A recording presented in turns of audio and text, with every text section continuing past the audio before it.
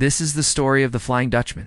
In 1641, the Dutch East India Company set out to build a new ship, one that would be so fast it would make other ships look like they were moving in slow motion. After 4 years of construction, the ship was finally completed. It was massive, elegant, and swift, but it had one fatal flaw. You see, when they tested the ship for the first time, they realized that it was so fast that it couldn't be steered. The ship would simply go straight ahead, faster than any other ship on the water. At first, this didn't seem like a big deal, but they soon realized that if the ship couldn't be steered, it couldn't really be used for much. The company was desperate. They needed a way to steer this ship, or all their hard work and money would have been wasted. So they turned to the only person they could think of, Peter van der Decken, one of the best shipbuilders in the world. Peter studied the ship for weeks trying to figure out a solution, tried adding extra rudders, but they just ended up making things worse.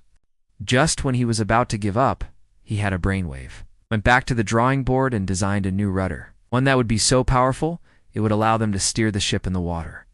This new rudder was a masterpiece of engineering, but it required an even greater force to control.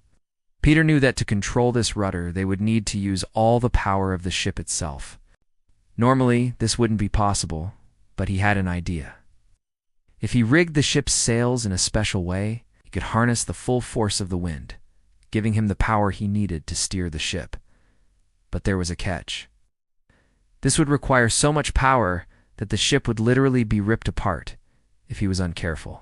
But Peter was confident. He spent weeks rigging the sails in the way he wanted.